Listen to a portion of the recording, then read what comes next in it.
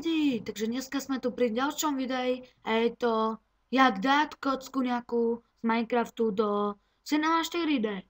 Takže ja by som ako prvým začal, ako každý Minecrafťák pozná program spustiť, alebo tak, že updata roaming, tak ja si dám to updata a to ak máte bondka Minecraft. Takže otvoríme si Binko a Minecraft. Klikneme tento Minecraft jar, je to odjaví, takže to si rozbalíme do priečinka Minecraft. To sa takto rozbaľuje. No a potom, ako každý pozná, tak nájdeme si T.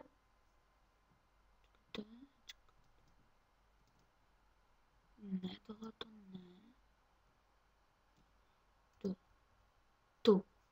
Takže tady toto si otvorí, dáme na plochu, ja už to mám na ploche, tak. Takže. Kde to je? Má taká bude takto cestečko.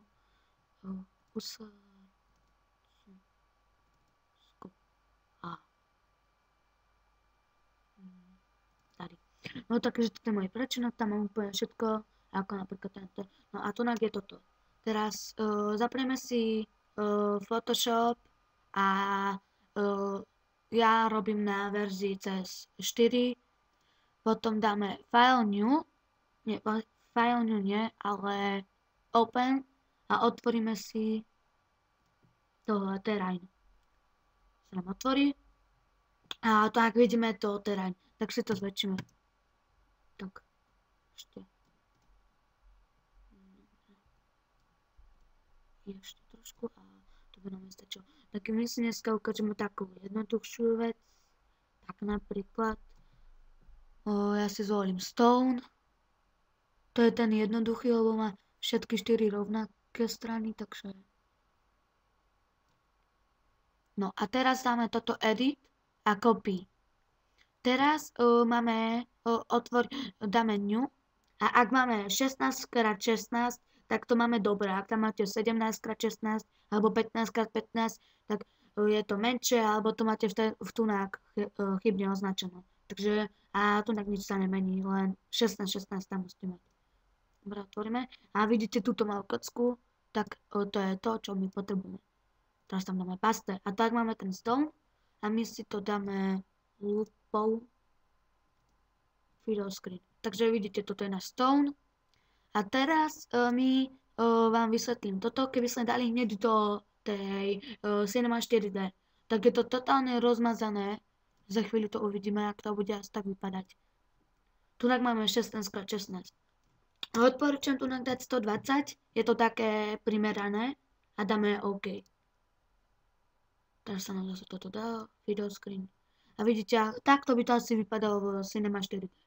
Tak ja urobím step backward a nám sa dá to dať takéto. A zase si dáme. Neviem, či sa nám to podarí. Video screen. Dobre. Takže zase vidíme také pekné, ako sme to mali predtým. Zase sa nám to na toto zmenilo, tak zase toto zmeníme. A tu nastavíme toto Nurst Lakeboard. Štikneme na toto a OK. Sa nám zase zväčší. A máme pekný stone a ten si dáme Save As. Ja si tu urobím nový priečinok.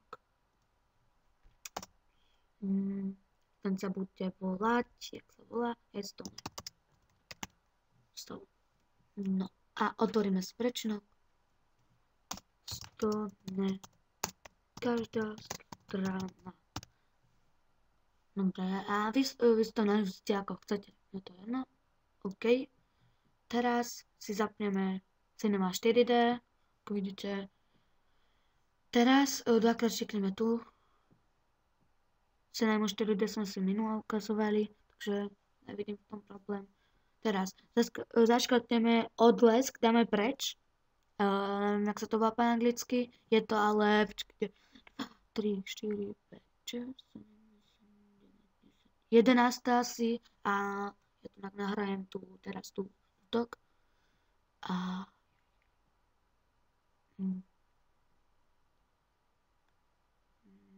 kde to je? No tak musíme zase ísť tu. Desktop, textúry a iné. A teraz ten stone. Môžete si to uložiť aj v tomto, lebo teraz to sa dá aj otvárať už v tom Adobe Photoshope. Tak otvoríme to. Teraz zaškrtneme nie. Počkáme, kým sa nám to načíta. A tak máme ten stone. Budeme.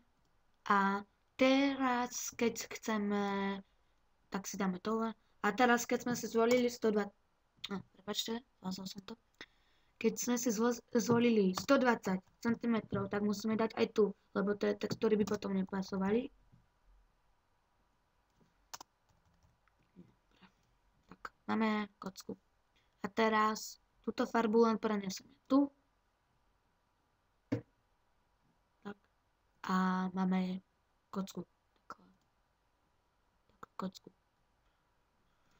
No a tohle to byla ako jedna kocka takáto len.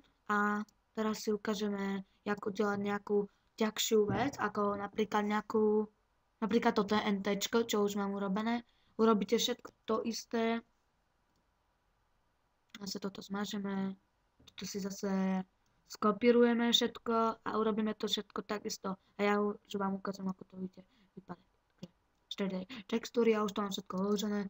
TNT. Tak mám TNT spodok, to je tohle, potom TNT vrch, to je toto, a TNT všetky strany, to sú vlastne toto, to máte na každej strane.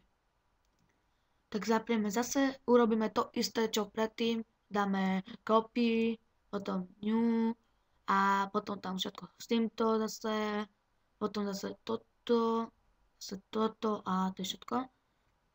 Potom ideme do tej Cinema 4D zase a túto farbu nepotrebujeme.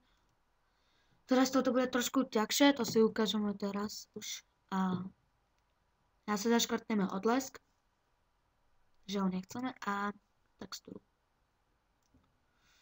Teraz zase ideme do tohto TNT a dáme si TNT všetky strany, lebo to máme skoro na každej. Zase nie, počkáme, kým sa nám to načíta. Dobre, ďalší to bude napríklad vrch. No, tak. Ne. Počkáme, sa to zase načíta. A ešte odškrtneme toto. Odlesk. A posledné je ten spodok. To ani moc není dôležité, lebo to skoro nič ani není vidno, takže ale ukážeme si aj ten spodok. Ak sa mi to bude dať, tak robím aj ten spodok, neviem. Dobre, takže no, nech sa už načítajú tie farby, lebo neviem, ktorá teraz. Dobre, tak sa zatiaľ vytvoríme tú kocku. Zase si musíme zmeniť veľkosť. Čo sa nám ukazuje? No, že tady. Dobre, a teraz 120 zase.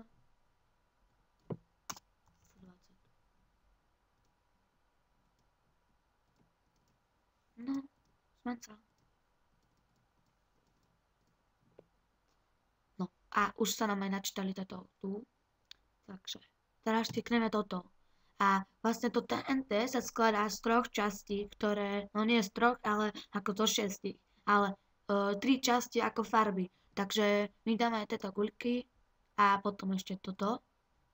A teraz vlastne kliknete na toto a sa vám to takto aktivuje a prenesete túto farbu tu.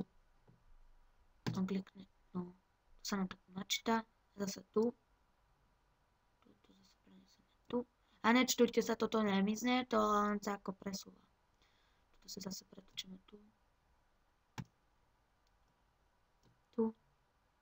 no, klikneme tu, zase to tu prenesieme, klikneme tu, zase to tu prenesieme, a to už mali byť zo všetkých strán, a teraz tu ešte, tam si prenesieme už toto. A no, máme to tam. A ešte teraz takto zo spodku. Tak. A máme celé TNT, takže napríklad toto. A máme Prepačte, toto je taký bug, ktoré sa mi asi nikdy neopýtame. No, zmysli už.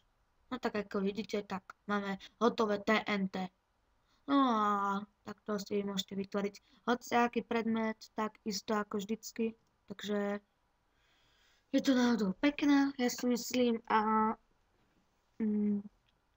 ešte by som chcel aj poďakovať. Mám už skoro 10 odberov a 70 asi od tých slídnutí sa mi zdá a dúfam, že aj toto pôjde ďalej. Tak ďakujem za všetko a tak čaute na budúce.